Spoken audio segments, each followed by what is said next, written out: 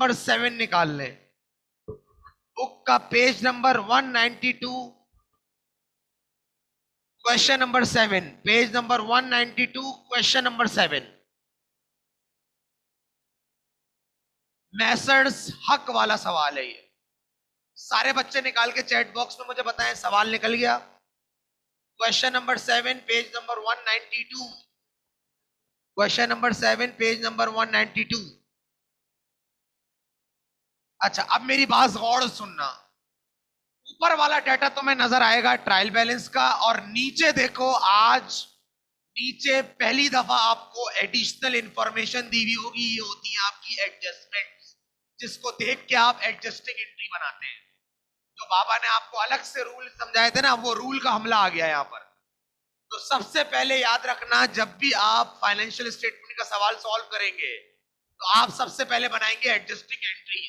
क्या बनाएंगे? Adjusting entries. और एडजस्टिंग एंट्रीज आप प्रॉपर जर्नल में बनाएंगे। तो जरा एक जर्नल बना लो अपने पास जल्दी से।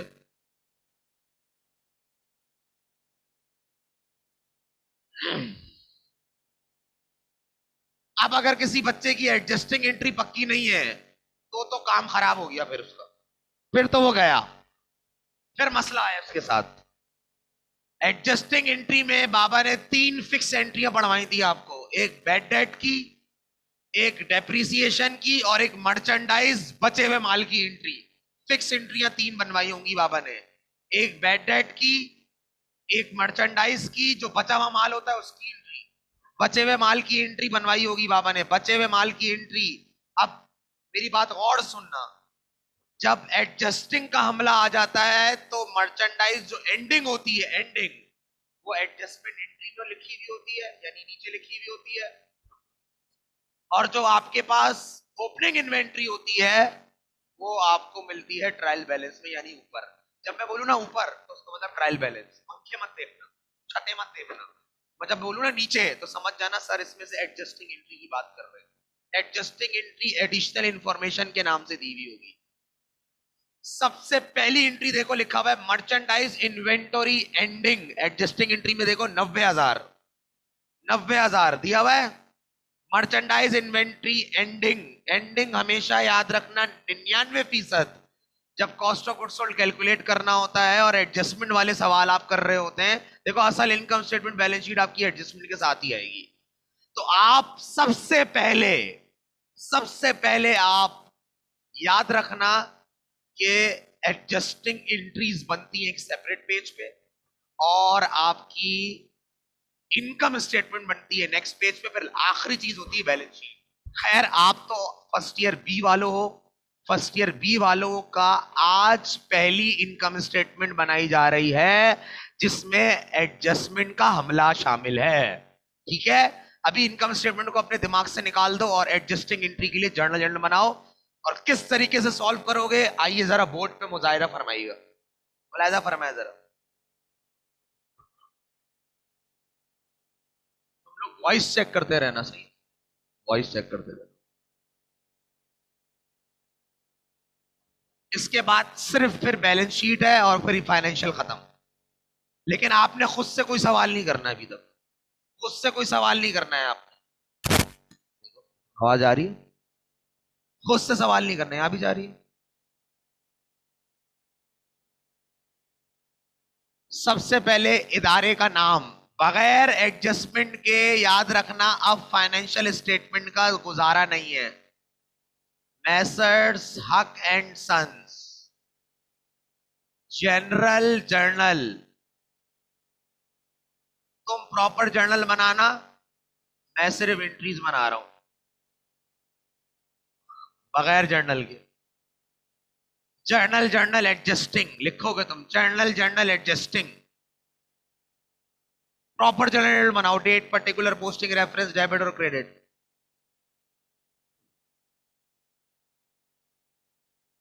क्वेश्चन नंबर 7, पेज नंबर 193 है, 192 है, देख के बताओ, चैट बॉक्स में बताओ मुझे, भूल गया मैं।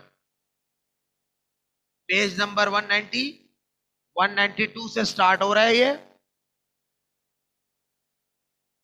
Question number 7।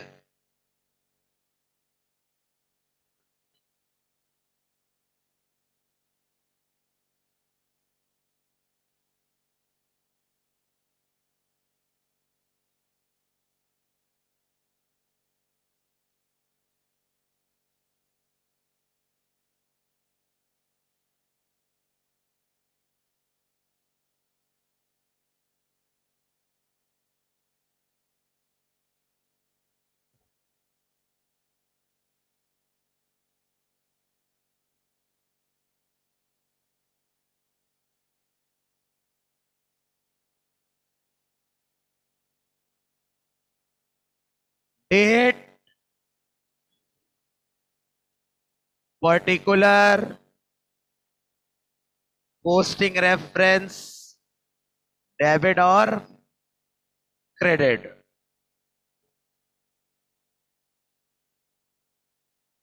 सबसे पहले आप डालोगे एडजस्टिंग, हमेशा एयर एंड पे बनती है, या जो भी आपका अकाउंटिंग एयर एंड हो रहा होता है। अकाउंटिंग एयर एंड कब हो रहा है आपका, देखो 31 दिसंबर 2006,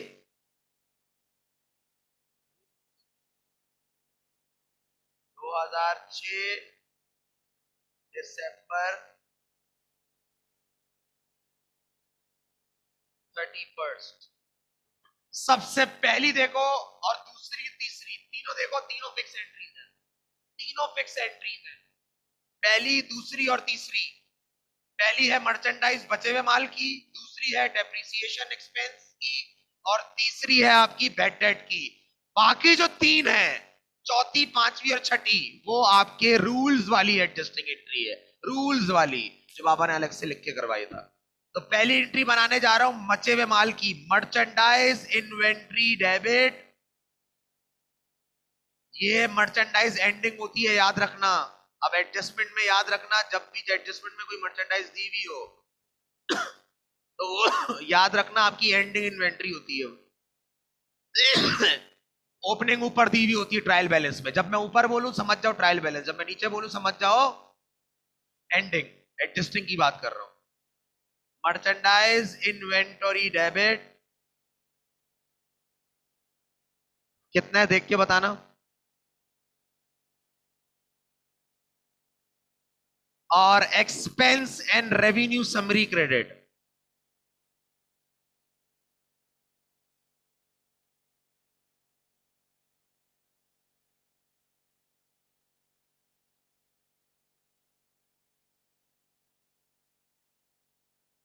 $90,000।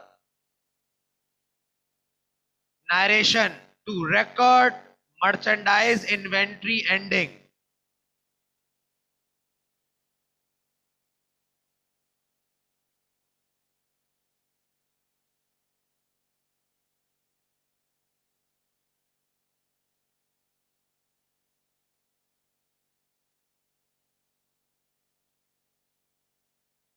ये फिक्स एंट्रीज है जो बाबा ने आपको कराई थी।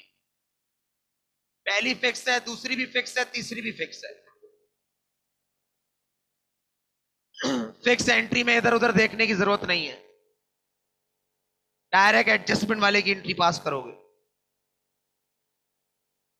दूसरी है आपकी डेप्रीसिएशन एक्सपेंस की एंट्री, ये भी फिक्स एंट्री है। Depreciation expense debit, allowances for depreciation credit, depreciation expense debit, allowances for depreciation credit.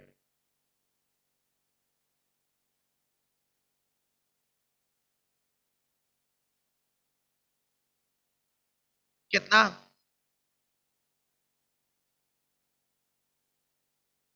10,000। Allowances for depreciation credit,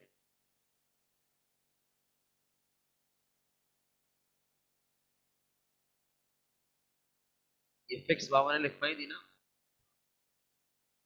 ये फिक्स तो तुम रट्टा लगा लो एंट्री का, इस फिक्स एंट्री का रट्टा लगाना जायज है।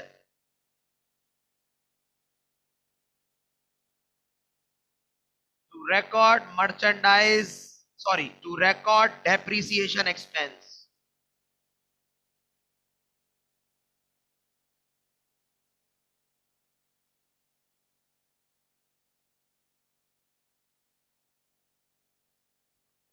to record depreciation expense।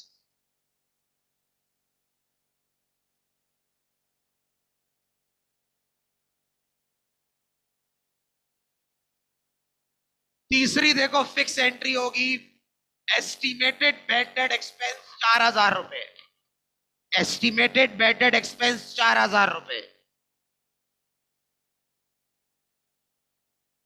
याद रखना, फाइनेंशियल जब एडजस्टमेंट के साथ आ जाए तो एक एक चीज पे नजर रखना, कोई भी एक चीज गायब हो गई सवाल खराब हो जाएगा।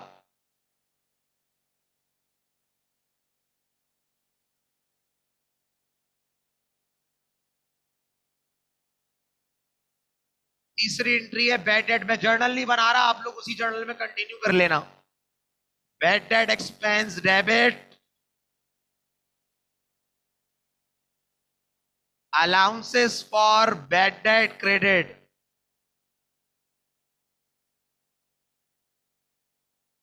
ये तीन फिक्स एंट्रियां, इसमें आपको ऊपर ऊपर देखने की जरूरत नहीं है, डायरेक्ट एंट्री पास करो, इसका कोई रूल नहीं है। इसका कोई रूल नहीं है। हाँ, कभी कभार बैड डेट का एंट्री बनाने का रूल होता है, कभी कभार, कभी कभार होता है एंट्री बनाने का rule.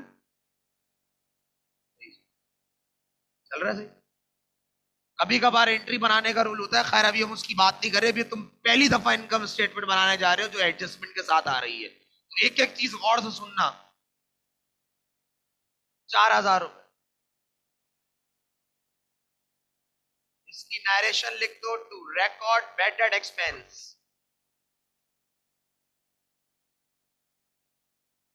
Question number 7, page number 192, to record bad debt expense.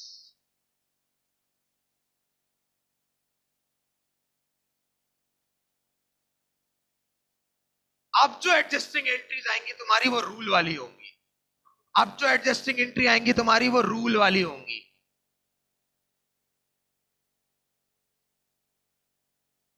हाँ सही चल रहा है ना? अब जो एडजस्टिंग एंट्री आएगी वो तुम्हारे रूल वाली होगी। लिखा हुआ है आउटस्टैंडिंग सैलरीज, चौथी पे आ जाओ जल्दी से। आउटस्टैंडिंग सैलरीज, जिसकी बुक में नजर नहीं है वो पैदल हो जाएगा बच्चा। एडजस्टिंग एंट्री बनाते वक्त बुक पे नजर रखनी है। आउटस्टैंडिंग सैलरीज दिया हुआ है नीचे 5,000, और ऊपर दिया हुआ है सैलरी एक्सपेंस। अगर ट्रायल बैलेंस में एक्सपेंस लिखा हुआ है और एडजस्टमेंट में, अगर ट्रायल बैलेंस में एक्सपेंस लिखा हुआ है और एडजस्टिंग में एक्रूड, अनपेड, आउटस्टैंडिंग या पेबल दिया हुआ है, तीनों में से कोई एक भी चीज दी हुई है एडजस्टमेंट में, तो हम डायरेक्ट एक्सपेंस पेबल की एंट्री पास करते हैं। ये बाबा ने बताई थी आपको। देखो आउटस्टैंडिंग सैलरी लिखा हुआ है 5,000, एडजस्टिंग में देखो, एडजस्टिंग सवाल की नीचे होती है एडिशनल इंफॉर्मेशन के नाम से। आउटस्टैंडिंग सैलरी दिया हुआ 5,000। जब आउटस्टैंडिंग, एक्रूड, अनपेड या पेबल दिया हुआ हो तो आपने बगैर फर्क निकाले डायरेक्ट एक्सपेंस पेबल की एंट्री पास करनी होती है एडजस्टमेंट वाले अमाउंट से। मैं डायरेक्ट एंट्री पास करूंगा, और ये बाबा पढ़ा चुके हैं एक्सपेंस के रूल में। किसी भी एक्सपेंस के साथ एक्रूड, अनपेड, आउटस्टैंडिंग या पेबल, अब सैलरी क्या है आपका, एक्सपेंस होता है। अब देखो सैलरी के आगे नीचे एडजस्टमेंट में देखो, याद देखो बात हमेशा एडजस्टमेंट की माननी है। सैलरी एक्सपेंस यहां पे लिखा हुआ है आउटस्टैंडिंग सैलरी 5,000 लिखा हुआ है, ऊपर लिखा हुआ है सैलरी एक्सपेंस 12,000। क्या बोला था भाई? किसी भी एक्सपेंस के साथ एडजस्टमेंट में, किसी भी एक्सपेंस के साथ एक्रूड, अब सैलरी हमारा एक्सपेंस होता है, याद रखना, सैलरी की नस्ल ही एक्सपेंस है। मुलाजमों की तनख्वाह इनकम कैसे हो सकती है भाई? आपकी एक्सपेंस है ना यार, मुलाजिम के लिए इनकम है, तुम कोई इदारे के लिए अकाउंटिंग कर रहे हो। किसी भी एक्सपेंस के साथ अनपेड, आउटस्टैंडिंग, एक्रूड या पेबल लिखा हुआ हो तो आप एंट्री पास करते हैं expense debit, payable credit, adjustment वाले अमाउंट की, एडजस्टमेंट वाले अमाउंट की एंट्री पास करो। सैलरी एक्सपेंस डेबिट और सैलरी पेबल क्रेडिट। ऐसा खर्चा जो आप पे बढ़ गया है डेबिट और आपने अदा नहीं किया, लायबिलिटी भी बढ़ गई, payable credit. Salary expense debit 5,000 है, 4 है देखो, सैलरी पेबल क्रेडिट।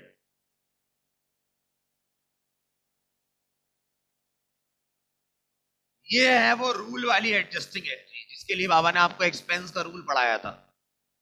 एक्सपेंस का ये आखिरी रूल है, नहीं, रूल नंबर 2 है शायद। अगर ट्रायल बैलेंस में एक्सपेंस लिखा हुआ हो और एडजस्टमेंट में एक्रूड, अनपेड, आउटस्टैंडिंग या पेबल लिखा हुआ हो तो बगैर फर्क निकाले एडजस्टमेंट वाले अमाउंट से एक्सपेंस पेबल की एंट्री पास करते हैं। देखो मैंने एडजस्टमेंट वाले अमाउंट से पास की एंट्री। नरेशन लिख दो, to record salary payable. To adjust भी लिख सकते हैं आप, लेकिन आप टू रिकॉर्ड लिखते हो तो भी मसला नहीं है। To record salary payable. अभी नरेशन को इतना ज्यादा गौर से मत करो।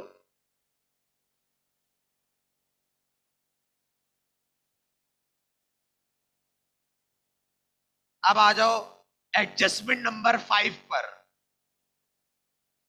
एडजस्टमेंट एंट्री बना रहा हूं, अभी तक मैं इनकम स्टेटमेंट नहीं बढ़ा रहा हूं। एडजस्टमेंट एंट्री देखो अभी, प्रीपेड रेंट लिखा हुआ है 4,000 और ऊपर लिखा हुआ है रेंट एक्सपेंस। ऊपर रेंट एक्सपेंस है और नीचे प्रीपेड रेंट है। खुदा के वास्ते सैलरी एक्सपेंस को रेंट एक्सपेंस से मत मिलाना, अलग अलग चीज है बिल्कुल। रेंट एक्सपेंस ऊपर दिया हुआ है ट्रायल बैलेंस में 20,000, देखो जल्दी से 20,000 दिया हुआ है 20,000। और एडजस्टमेंट में रेंट एक्सपेंस नहीं है, डायरेक्ट प्रीपेड दिया हुआ है। जब हेड्स ऑफ अकाउंट डिफरेंट होते हैं तो बगैर फर्क निकाले एडजस्टमेंट वाली अमाउंट से एडजस्टमेंट वाले की एंट्री पास करते हैं। डायरेक्ट प्रीपेड को बढ़ा दूं, याद रखना, जब हेड्स ऑफ अकाउंट डिफरेंट हो तो जो एडजस्टमेंट में लिखा है उसको बढ़ा दो डायरेक्ट। अब एडजस्टमेंट में क्या लिखा हुआ है? प्रीपेड रेंट, देखो लिखा हुआ है। और ऊपर क्या लिखा हुआ है? Rent expense. जब हेड्स ऑफ अकाउंट डिफरेंट हो तो ऊपर वाले को टाटा बाय बाय कर दो, बोलो अब जो भी होगा एडजस्टमेंट वाली एंट्री से पास होगा। एडजस्टमेंट में लिखा हुआ है 4,000 प्रीपेड, प्रीपेड को डायरेक्ट बढ़ा दो। प्रीपेड का बढ़ना, एक्सपेंस का कम होना।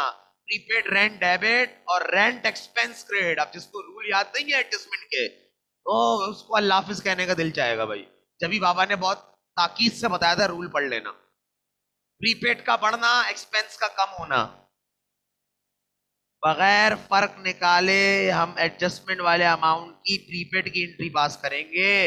प्रीपेड रेंट डेबिट कितना?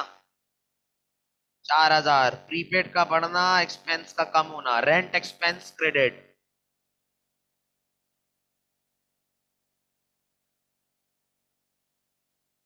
नरेशन टू रिकॉर्ड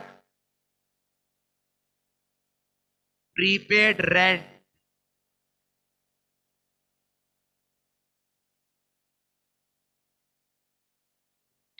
आखिरी एंट्री देखो, एडवर्टाइजिंग एक्सपेंस लिखा हुआ है और ऊपर भी एडवर्टाइजमेंट एक्सपेंस लिखा हुआ है। हेड्स ऑफ अकाउंट सेम है, सेम है।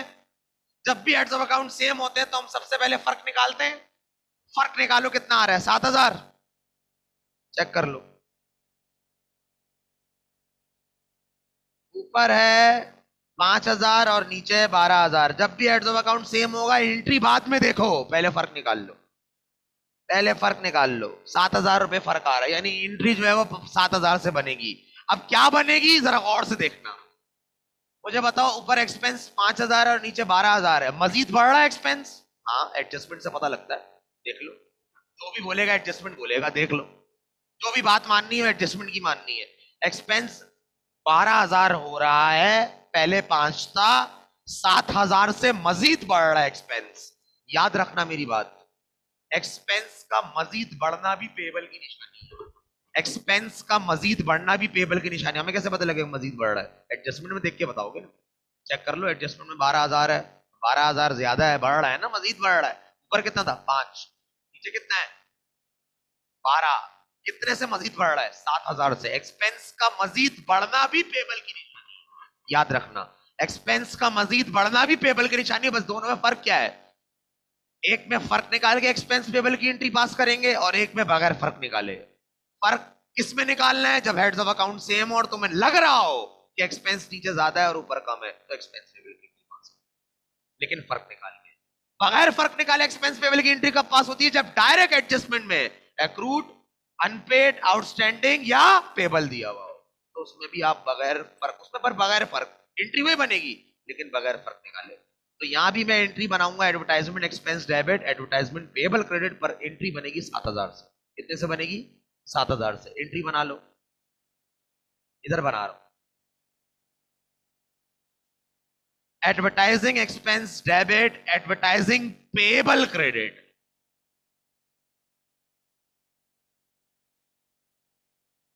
7,000 से एंट्री पास होगा।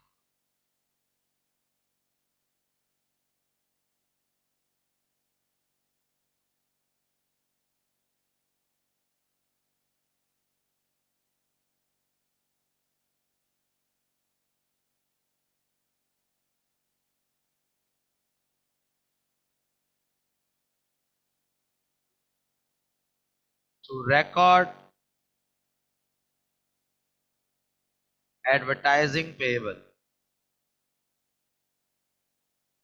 नरेशन पे भी इतना जोर मत दो। ये आपकी 6 एंट्रीज थी, 6 काउंट कर लो, 6 की 6 पूरी हो गई। काउंट कर लो जरा। एडजस्टिंग हमेशा एडिशनल इंफॉर्मेशन नीचे दी हुई होती है, ट्रायल बैलेंस हमेशा ऊपर दिया हुआ होता है, याद रखना। ऐसे ही चल रहा है।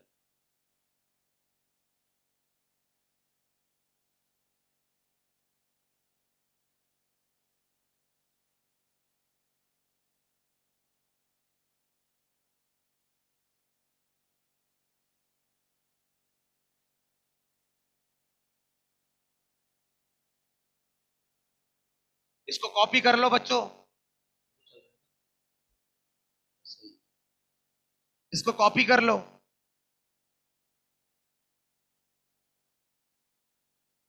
अच्छा, इसको कॉपी कर लो जब तक मैं ये रिकॉर्ड कर रहा हूं, फिर दोबारा कॉल कर रहा हूं तुम्हें, इनकम स्टेटमेंट बनाएंगे फिर हम।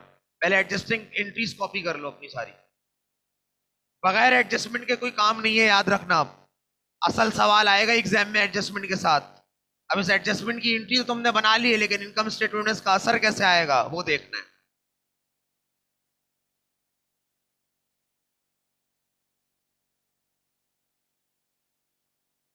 रिकॉर्ड करो।